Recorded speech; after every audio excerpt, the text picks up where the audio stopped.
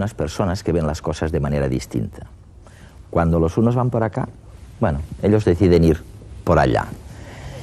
Y quién sabe, a lo mejor ellos son inteligentes, creativos, y nosotros somos los torpes, ¿no? Pero ¿quién es inteligente? ¿Y por qué está tan de moda medir la inteligencia ahora mismo? ¿Y por qué la estamos midiendo con métodos totalmente distintos de lo que hace solo unos años?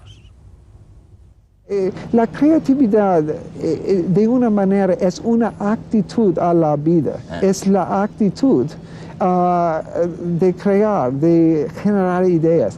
Y la persona creativa es una persona que toma riesgos.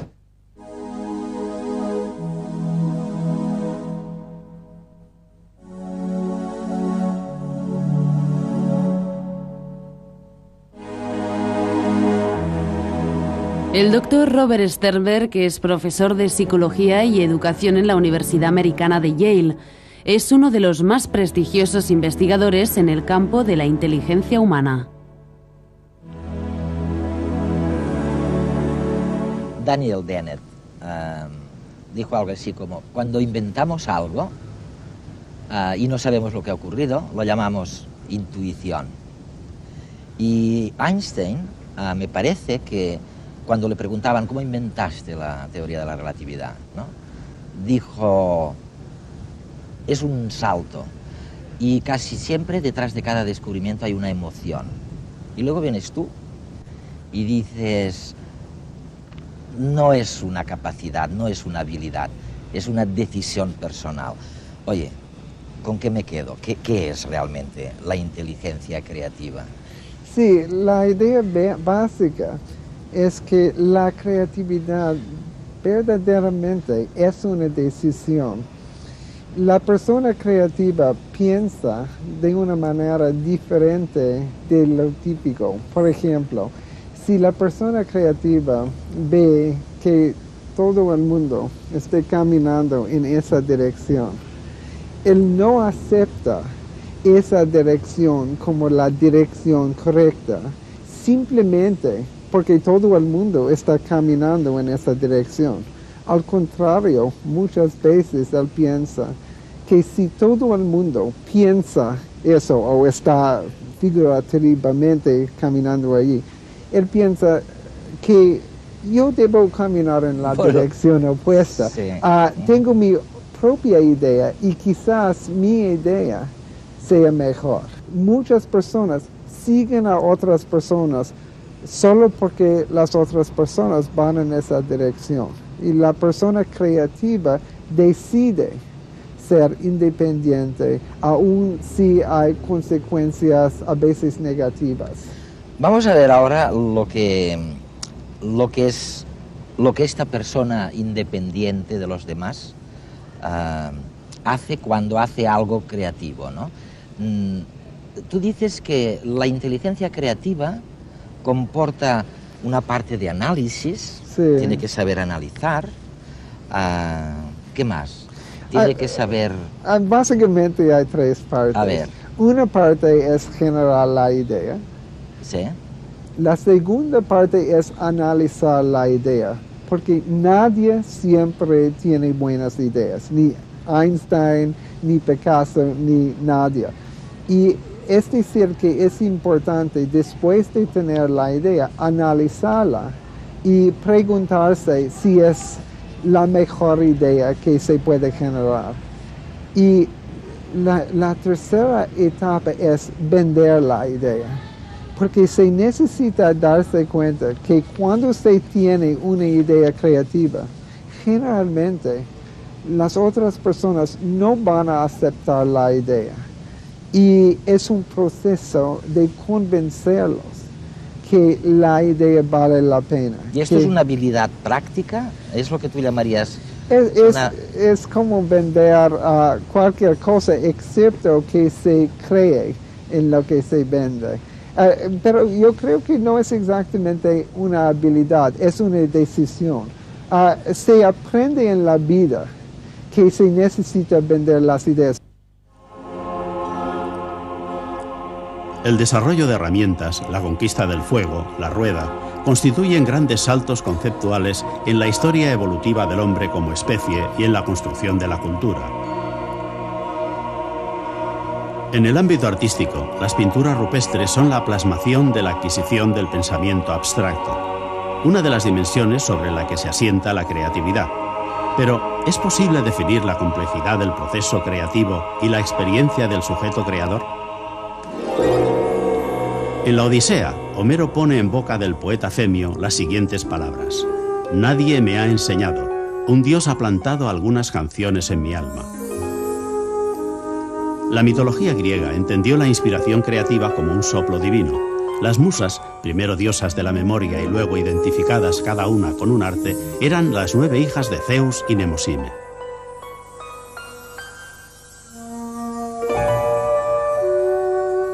Con el tiempo, el mito del artista poseído por las musas se racionalizó en simple locura, idea reiterada a lo largo de la historia. El destello divino se fue perdiendo, y hasta la Edad Media el mundo cristiano no reconoció el prestigio de los creadores. A lo sumo, el artista era un instrumento al servicio de la religión. El Renacimiento recuperó el concepto griego de inspiración, adjudicando a los grandes creadores el estatus de divus o dioses. Fue entonces cuando el artista inició su liberación de los gremios, adquiriendo valor por sí mismo. Leonardo defenderá a la pintura como ciencia. A finales del siglo XVI, el reconocimiento al artista como creador se plasmará en el culto a Miguel Ángel.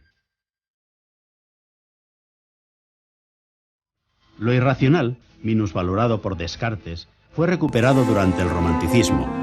Este relacionó la idea del salvajismo, el sufrimiento y la locura como generadores de creatividad.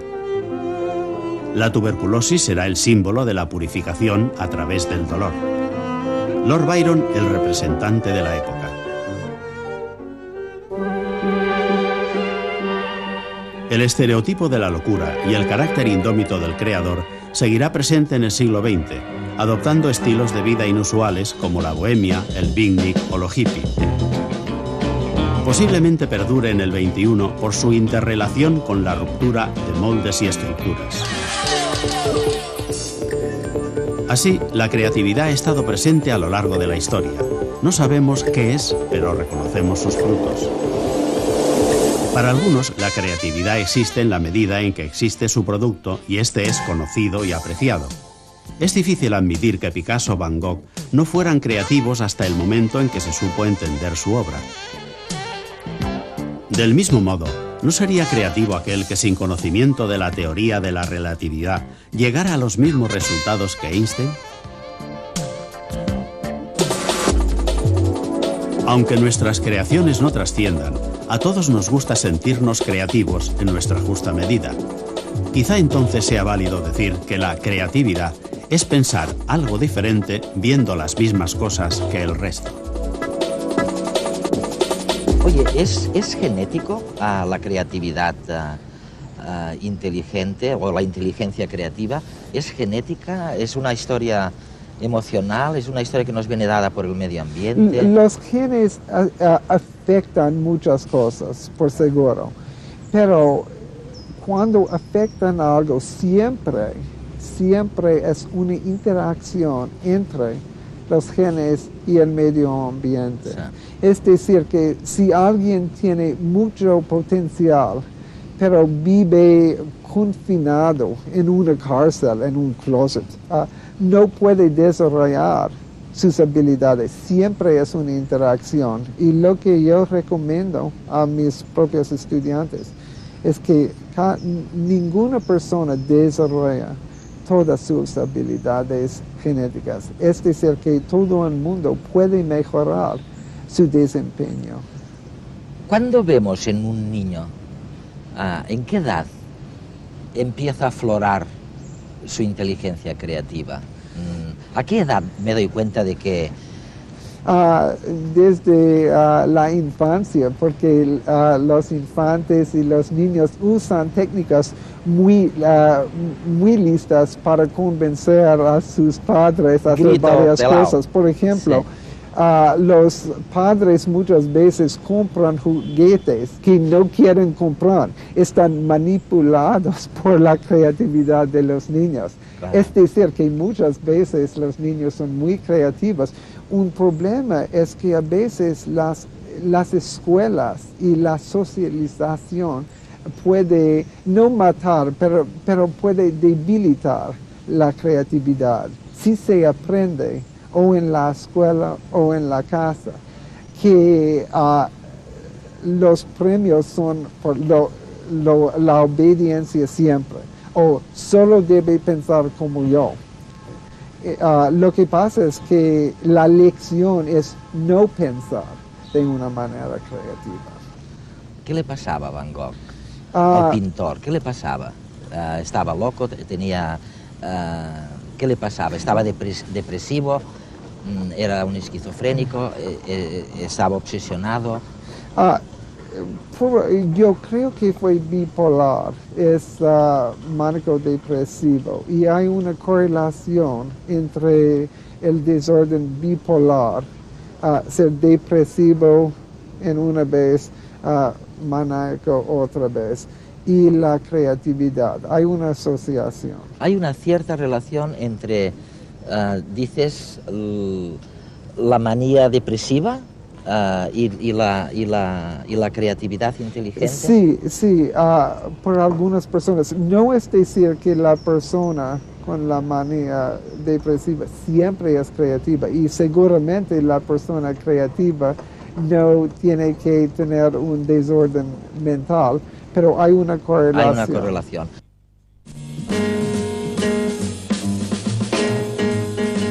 Excentricidad o locura. Sin duda, creatividad. El extraño comportamiento de Thelonious Monk no era el resultado del consumo de drogas, comunes entre los músicos de jazz de la época. Pianista de bebop, su música estaba llena de sorpresas armónicas. Monk comenzó su carrera de internamiento psiquiátrico a los 37 años.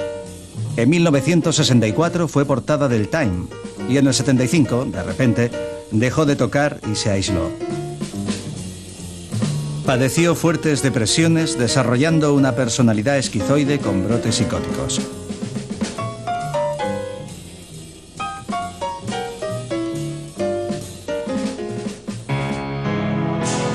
Han pasado más de 100 años desde el suicidio de Vincent van Gogh y los médicos no se han puesto todavía de acuerdo sobre su verdadera enfermedad: depresión maníaca, epilepsia, esquizofrenia. El pintor holandés dejó centenares de cartas donde describe sus ataques de vértigo, acompañados de náuseas, vómitos e intolerancia al ruido, sufriendo extrañas alucinaciones auditivas que fueron quizá la causa de que se amputara la oreja. Su vida como pintor fue breve. En solo 8 años plasmó su visión de lo cotidiano en cientos de óleos. Probablemente una medicación apropiada y un tratamiento psicoterapéutico, como los disponibles hoy en día, podrían haber cambiado el curso de la historia del arte.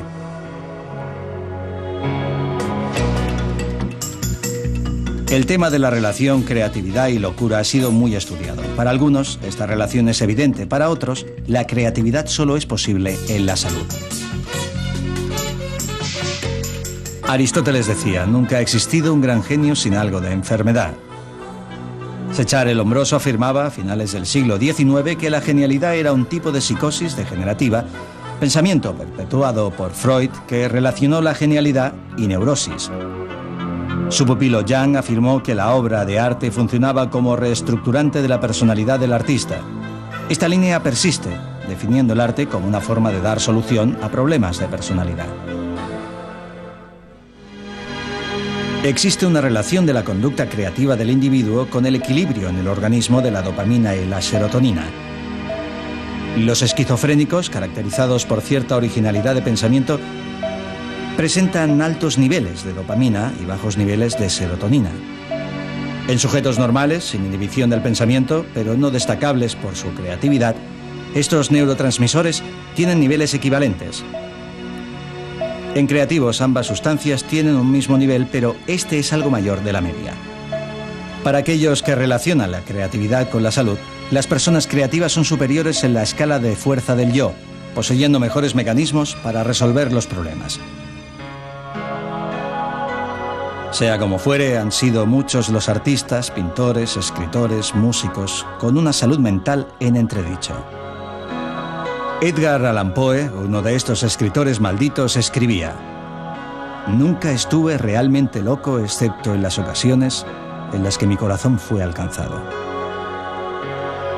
La gente ha invertido mucho dinero durante decenas de años en medir de una determinada manera la inteligencia creativa de la gente, los famosos IQ, ¿no? O coeficientes intelectuales. Sí. Y que tú has hecho experimentos con niños de 8 y 9 años y de 14 y 18 años, entre 14 y 18, en los que cuando se utiliza lo que tú llamas la inteligencia creativa, que nos has explicado muy bien, los resultados son mucho mejores que cuando utilizas, digamos, el concepto clásico que pasa por la lógica y un concepto o una manera de pensar lógica. ¿Estáis revolucionando en este sentido la forma en que medimos la inteligencia de la gente en las empresas, en las instituciones? Cuando nosotros, hay dos cosas. Una es que cuando nosotros medimos la inteligencia, pensamos que es muy importante no solo medir la inteligencia tradicional, la inteligencia académica.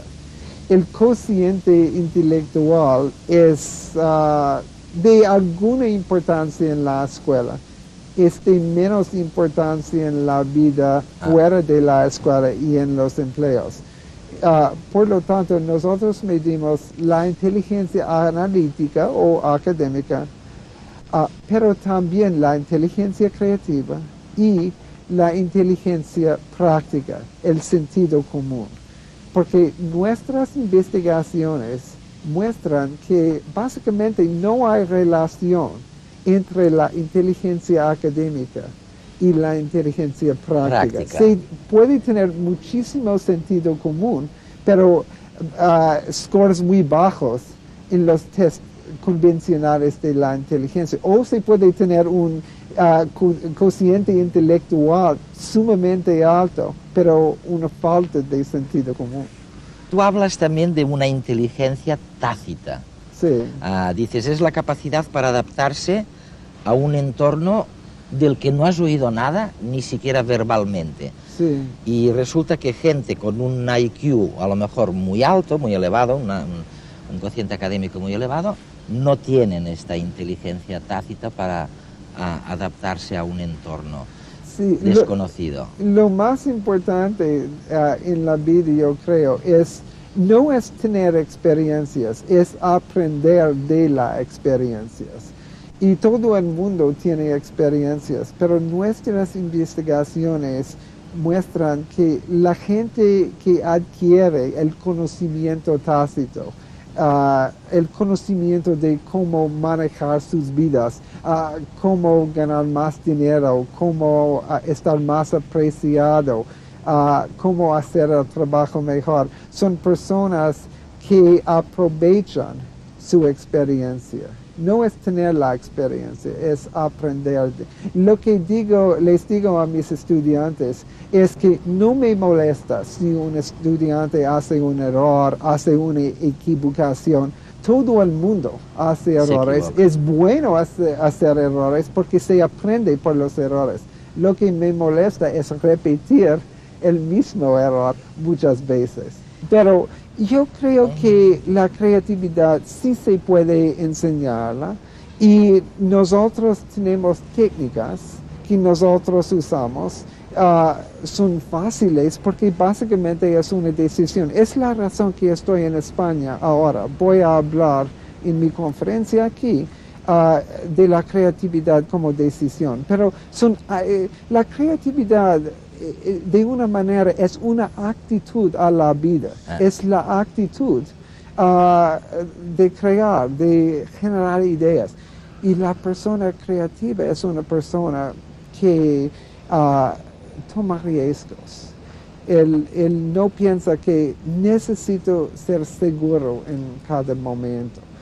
Toma riesgos. Él reconoce la necesidad de enfrentar los obstáculos.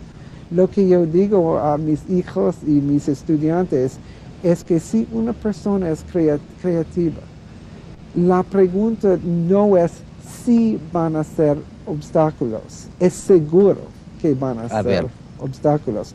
La pregunta que se necesita hacer es, ¿tengo el coraje para enfrentar y superar los obstáculos?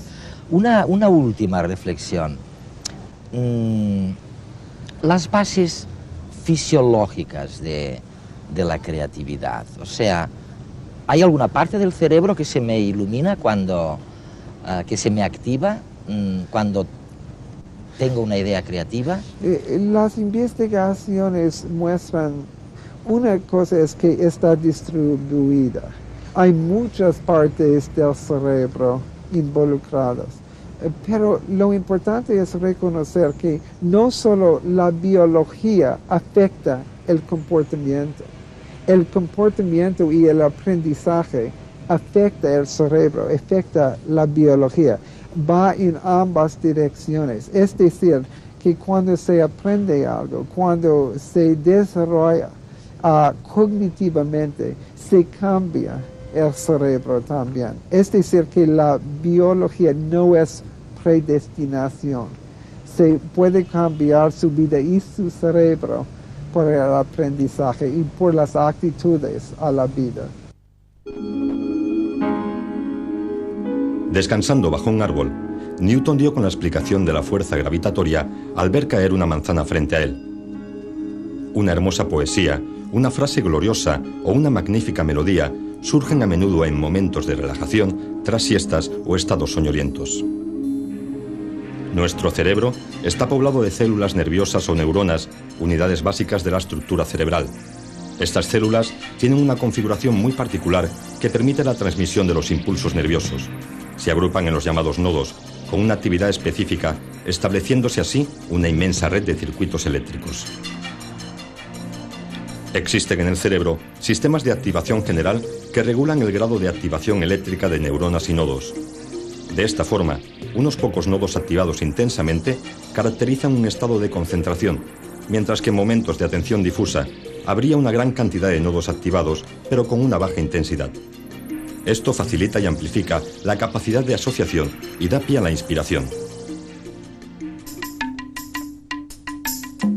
Sin duda, hay capacidades más desarrolladas en las personas consideradas creativas, pero la generación de la idea creativa nace normalmente de una amplia base de conocimientos que empapa los nodos y circuitos cerebrales.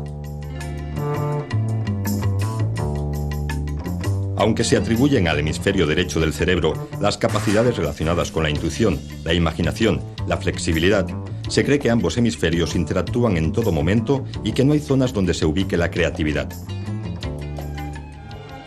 Sin embargo, estudios con artistas reconocidos, como en el caso de músicos, han sugerido que capacidades musicales, tales como el oído perfecto o la capacidad para reconocer diferentes notas musicales, implican un área del córtex, el planum temporal, que parece ser más amplia en el hemisferio izquierdo, sobre todo en el caso de músicos profesionales.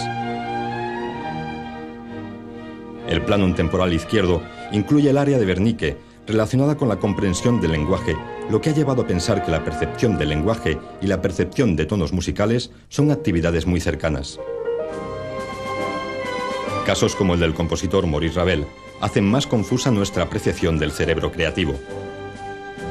Ravel sufrió una lesión irreversible en el hemisferio izquierdo, probablemente en el área de Wernicke, que le incapacitaba a la hora de componer y de leer, pero podía criticar perfectamente las piezas que escuchaba.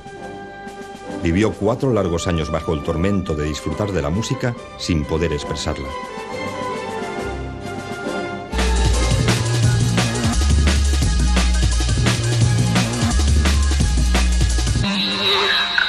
Según la Organización Mundial de la Salud, 1 de cada 3 personas mayores de 15 años fuma, por lo que el tabaquismo se ha convertido en uno de los principales problemas sanitarios mundiales. Una nueva técnica, la termoestimulación, pretende dar una solución definitiva a los fumadores. El tratamiento consiste en aplicar rayos infrarrojos de onda corta sobre las zonas del cuerpo más sensibles a los estímulos térmicos. Las señales emitidas viajan a través del sistema nervioso y llegan al cerebro, favoreciendo la producción de endorfinas, hormonas de acción sedante. La termoestimulación equilibra la segregación de endorfinas, con lo que se consigue eliminar el síndrome de abstinencia a la nicotina que sufren los fumadores. En solo 5 sesiones de 30 minutos cada una de ellas, los pacientes se desenganchan del hábito de fumar. El 70% de las personas tratadas mediante esta técnica consiguen dejar de fumar. La estimulación térmica, de fácil aplicación y sin contraindicaciones, abre nuevas posibilidades terapéuticas en la lucha contra el estrés, el insomnio y las enfermedades neurodegenerativas. Por poco más de 100.000 pesetas, las empresas pueden tener acceso a una novedosa mesa de realidad virtual. Con ella se podrán simular desde intervenciones quirúrgicas hasta construir aviones. Son las nuevas oficinas virtuales que caben en la palma de la mano. Con unas gafas polarizadas, el operario se sumerge en un espacio tridimensional y mediante un dedal a modo de ratón puede activar los menús y manipular los objetos que aparecen en la pantalla. Este sistema de simulación permite moverse por el interior de la escena, editar la imagen y cambiar las propiedades de los objetos. La mesa cuenta con 2 PCs, 2 proyectores láser y 2 cámaras de vídeo que detectan la posición del operario por rayos infrarrojos. Este equipo permitirá la preparación de operaciones quirúrgicas, así como la evaluación de diseños de ingeniería y arquitectura. El modelo ideado por el Centro de Realidad Virtual de Barcelona reduce ostensiblemente el coste de los equipos empleados hasta ahora y puede ser transportado a cualquier sitio. La medicina occidental tiene mucho que aprender de las prácticas milenarias procedentes de China o la India. En estos momentos, en la Universidad de San Petersburgo, han creado una máquina que mediante una foto permite medir el nivel de estrés o de enamoramiento de un paciente. Es la bioelectrografía computerizada. En Rusia, un equipo de físicos y matemáticos está empeñado en conseguir medir los campos energéticos de cada persona de forma científica para demostrar la vigencia de la medicina energética, una terapia milenaria. El campo magnético de una persona se puede visualizar mediante la cámara Kilian, un aparato diseñado hace años. La novedad actual es que los expertos rusos pretenden, mediante tecnología digital y matemática moderna, cuantificar la energía que cada ser humano posee. La técnica, además de retratar el aura, puede medir el nivel de estrés, enamoramiento, desengaño o cansancio que se padece. Las electrografías también determinan cómo será la relación entre 2 individuos cuando entren en contacto sus capacidades magnéticas. Los promotores de la cámara Kilian están convencidos de que cuando se consigan medir científicamente las buenas y malas vibraciones, se podrá mejorar la salud física y mental de las personas. En un siglo, la temperatura media de la Tierra aumentará entre 1,4 y 5,8 grados centígrados. El cambio climático ya está aquí y algunas zonas del planeta ya han empezado a notarlo. Concretamente, en la región norte de Eurasia se ha observado un incremento de la vegetación autóctona. El cambio climático, además de riesgos, también conlleva algunas ventajas. Una de ellas es que el planeta Tierra se está volviendo más verde. Esa es la conclusión tras analizar los datos procesados por miles de estaciones a las que llegan imágenes vía satélite. En los últimos 20 años ha aumentado la vegetación en la zona situada entre los 40 y los 70 grados de latitud norte, es decir, en las regiones más norteñas de Eurasia y América. Este incremento de masa vegetal coincide con un calentamiento de entre 0,8 y 2 grados de temperatura en el mismo periodo de tiempo. Los botánicos buscan vías para paliar los efectos nocivos del recalentamiento. Una de ellas es repoblar zonas yermas con especies vegetales capaces de desarrollarse en suelos pobres, en sustancias nutritivas indispensables para su crecimiento, como el fósforo y el hierro. Estas plantas se caracterizan por adaptarse a condiciones drásticas, formando raíces capaces de explotar al máximo los escasos recursos del suelo. Las causas de la muerte súbita en bebés sigue siendo un misterio para la medicina. Mientras se sigue investigando en los laboratorios, una empresa ha diseñado un pijama con diversos sensores que controlan el ritmo cardíaco y la respiración de los recién nacidos. El invento ha sido bautizado con el nombre de Mamagos. A simple vista parece un pijama normal, pero si se mira detenidamente se observan los 5 detectores que incorpora con el objetivo de vigilar el funcionamiento del organismo del bebé. Los sensores, de tamaño reducido, controlan el ritmo cardíaco y la respiración. Si alguno de estos parámetros se descontrola, el propio pijama dispara un dispositivo que alerta a los padres, lo que puede evitar las defunciones por el síndrome de muerte súbita. Para que no se produzcan reacciones alérgicas, los sensores no están directamente en contacto con la piel del niño, sino que están camuflados dentro del tejido de la prenda. El modelo está confeccionado con los mismos materiales que la Agencia Espacial Europea utiliza para los trajes de sus astronautas. Los Mamagos estarán en el mercado dentro de un año.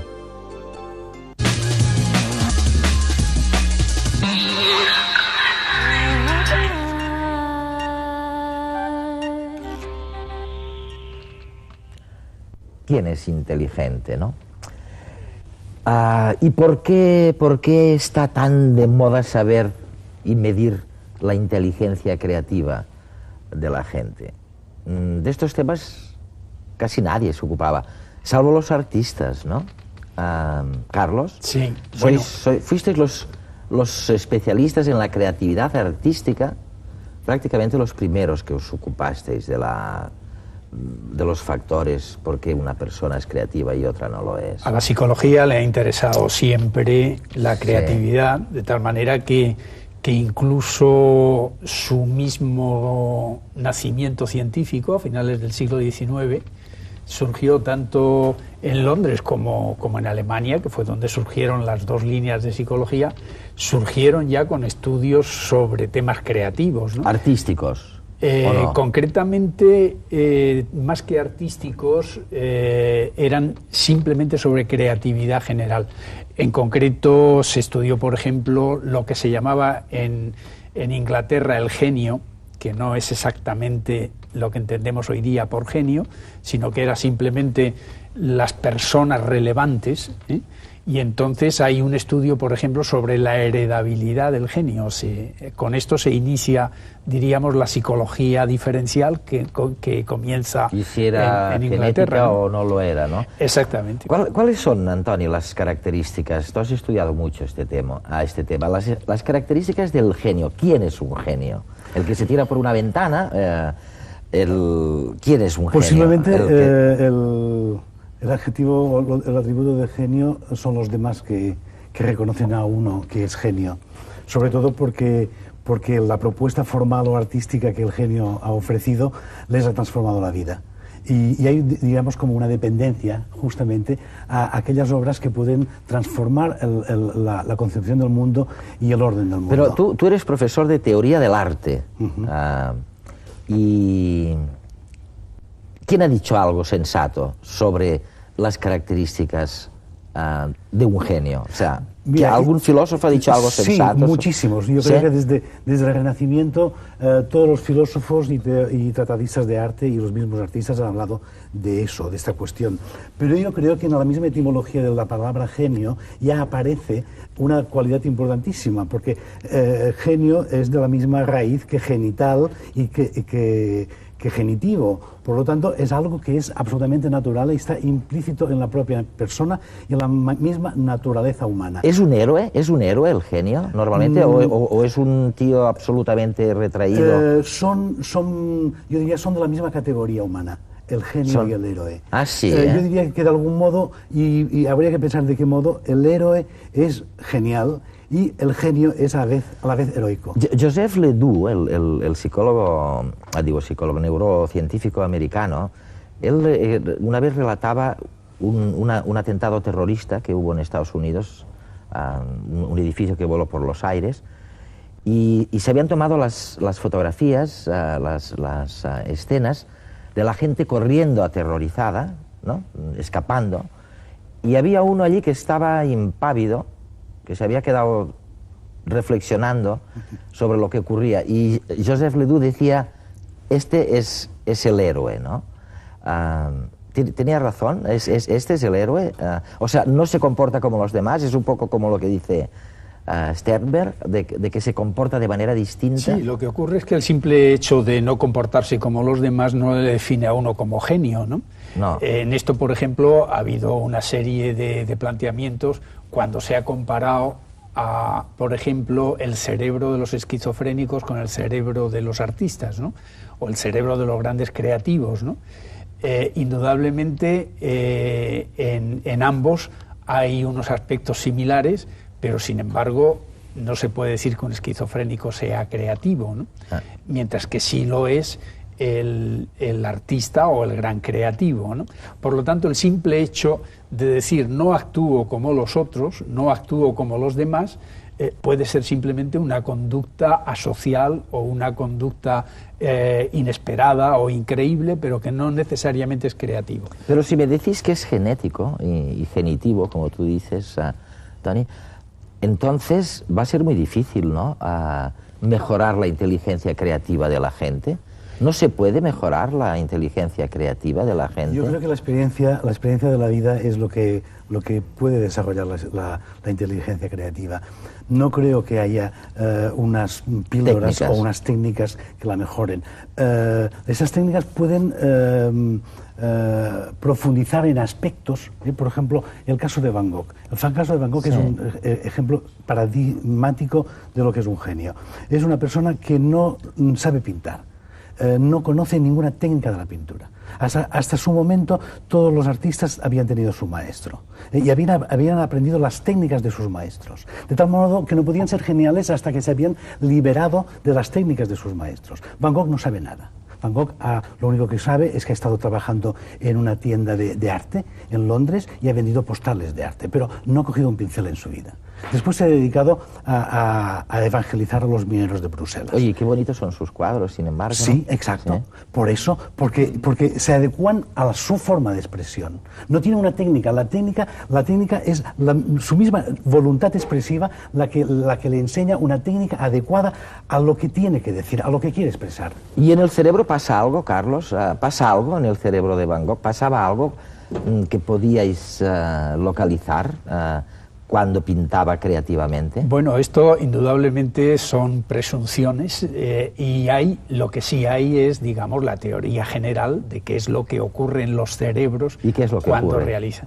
Bueno, cuando se trata de un sujeto creativo, lo que parece que funciona sería esa activación débil del cerebro, pero global, que conexiona gran cantidad de nodos cerebrales, y entonces, digamos, la cantidad de información que el sujeto percibe es muy grande, porque todas las huellas que están grabadas en su cerebro se ponen en contacto al estar en una situación débil y no haber ningún predominio de ningún nodo sobre los demás.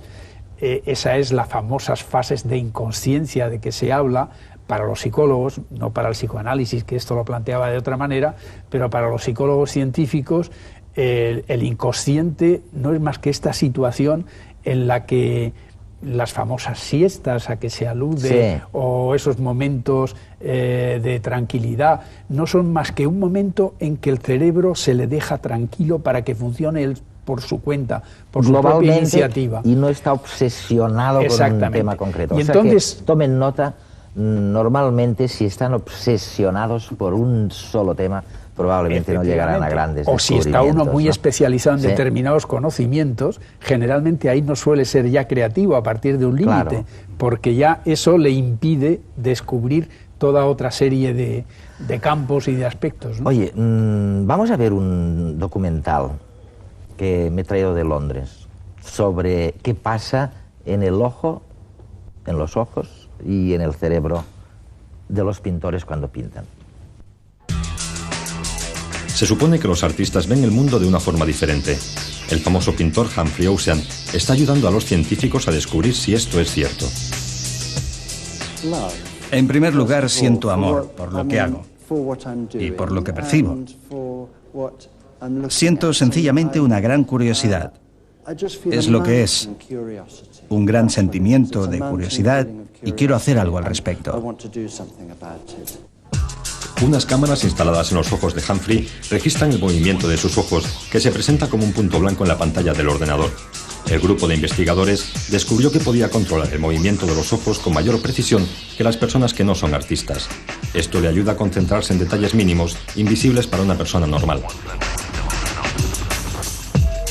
Para poder descubrir lo que sucede realmente, los investigadores escanean su cerebro al tiempo que dibuja dentro de la máquina.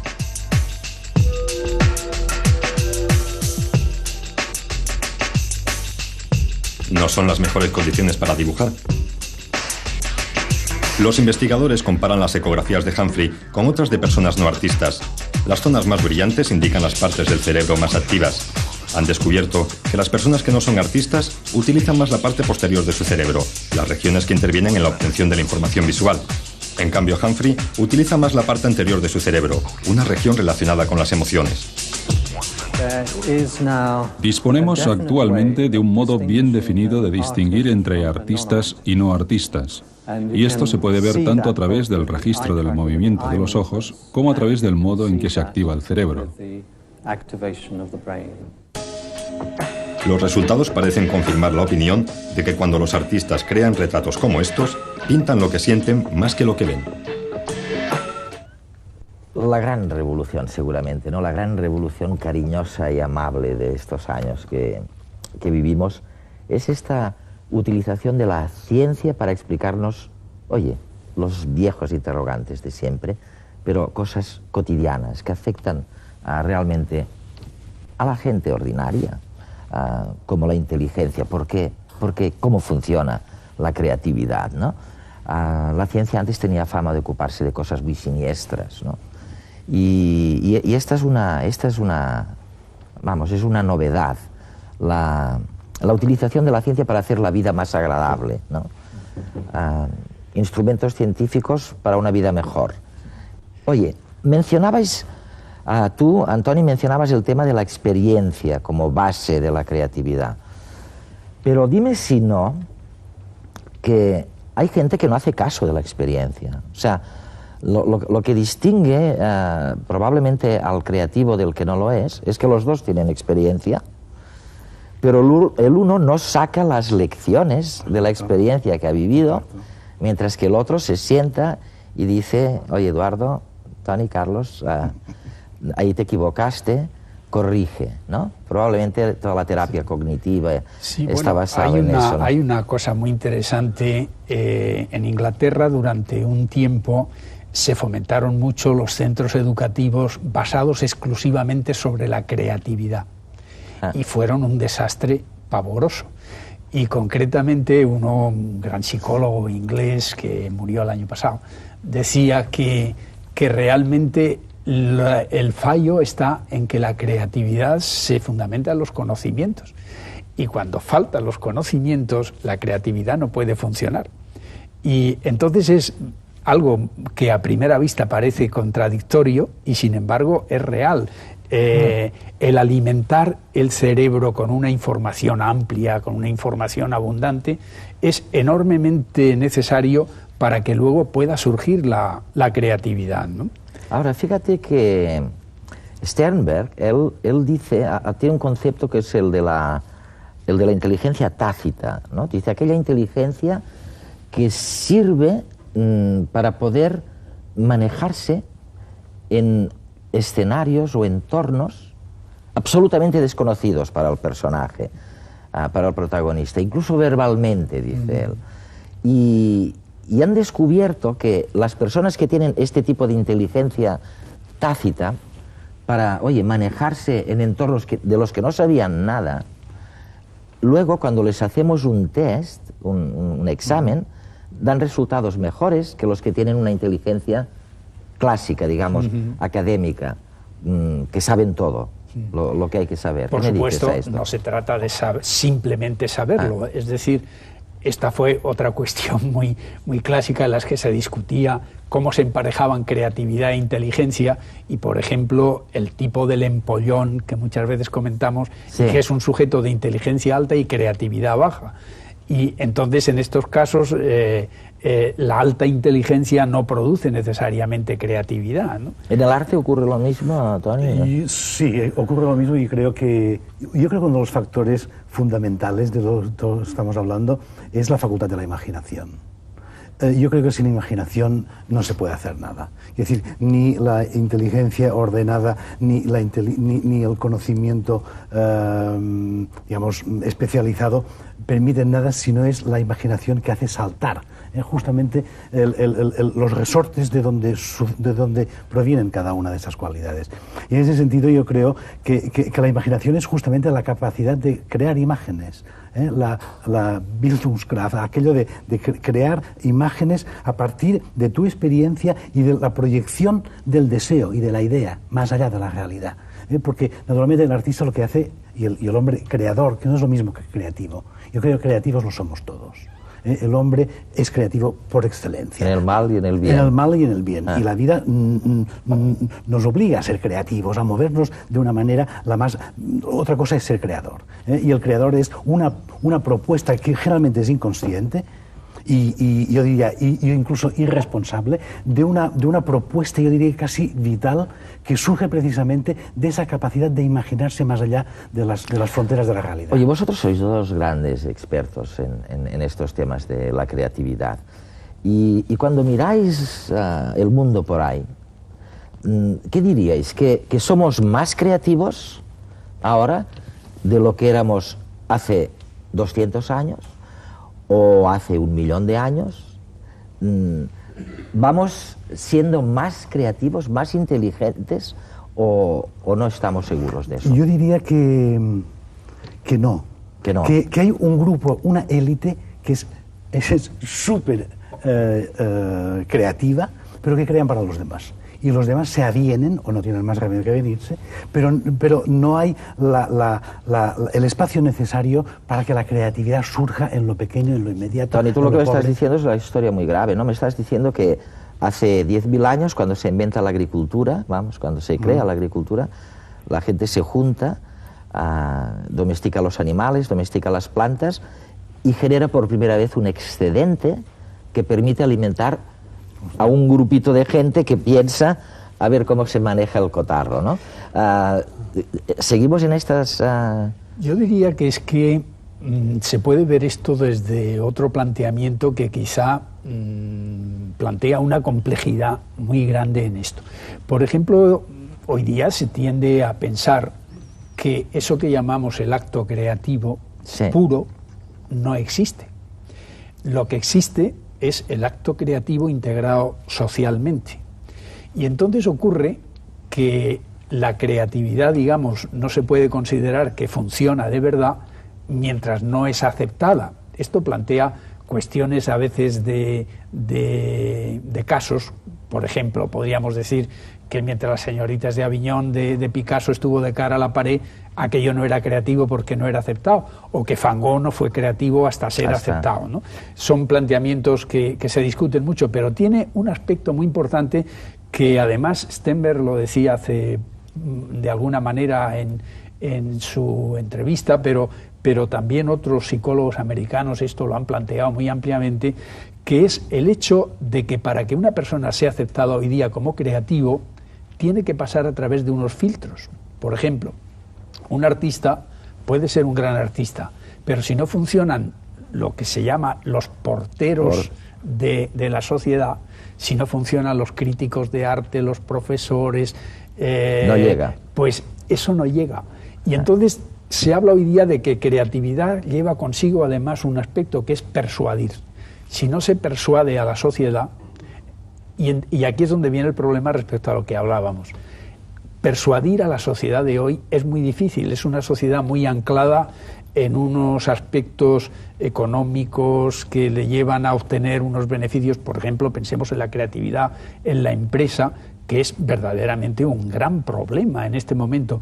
No porque los creativos no puedan estar en la empresa, sino porque las empresas tienen estructuras que no son creativas, porque la estructura creativa como tal crea tales distorsiones y tales problemas nuevos que las empresas no están preparadas para poder gestionar. Y claro, rechazan esto. Porque una empresa, por ejemplo, que funcionara creativamente, debería premiar al creativo aunque fracasara. Porque se trata de exaltar a la potencialidad creativa, ¿no? Pero esto, a primera vista, claro, resulta enormemente difícil, ¿no? Claro, bueno, eso coincide con lo que decía Sternberg también, ¿no? De que primero hay que tener la idea, luego hay que ver si esta idea va bien o va mal, aquí entrarían tus filtros, que tiene la comunidad científica también, cuando alguien viene con una hipótesis nueva, a raíz de unas evidencias, de unas pruebas, y luego, señores y señoras, lo siento muchísimo, pero luego hay que venderlo. Les vamos a dejar, con unas estampas bellísimas del proceso o de la creatividad en el arte. Es la Bienal de Valencia. Allí han estado los redactores de redes, han entrevistado a cantidad de gente, han visto imágenes fabulosas y os las voy a enseñar, ¿no? La Bienal de Arte de Valencia ha sido punto de encuentro de 200 artistas procedentes de todo el mundo para dar su particular interpretación del tema central de la muestra, el hombre y sus pasiones.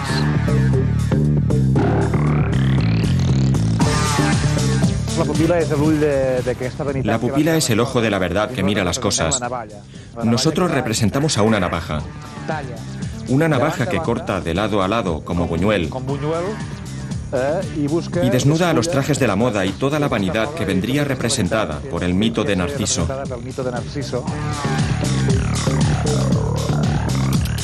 La Bienal plantea un paralelismo entre la creación del artista y el viaje existencial del hombre desde su nacimiento hasta su muerte.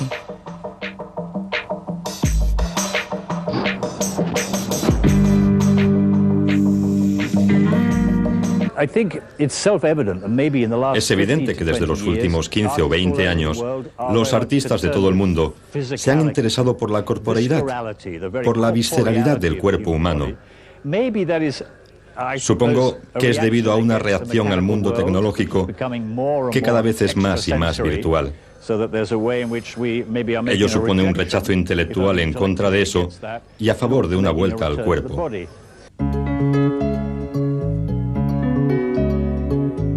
La nueva práctica del arte contemporáneo se caracteriza por la libertad expresiva y la capacidad de comunicación con el gran público.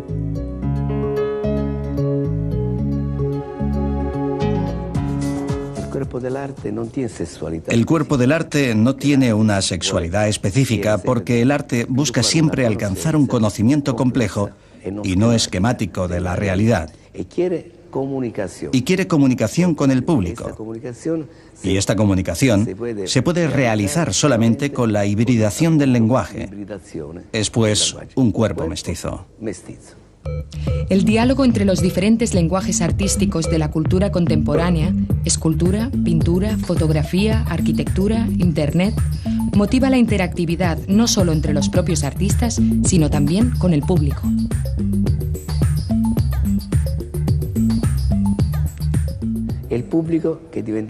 El público se convierte en obra de arte. El mundo del arte, pues, incluye la realidad exterior, así como el sistema del arte. El arte más actual da forma a los problemas vinculados al ámbito social y político, como la inmigración, el racismo, la globalización.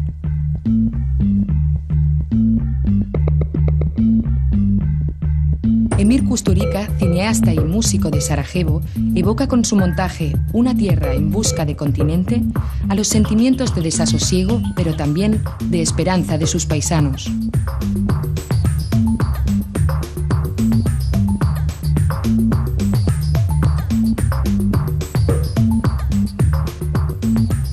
El arte no es solamente para mirar o para comprender. El arte hoy busca un shock de todos los sentidos. Quiere alcanzar una relación con el público total. Esta muestra multimedia invita al visitante a vivir experiencias multisensoriales y a reaccionar. El público es el gran protagonista de la nueva concepción del arte.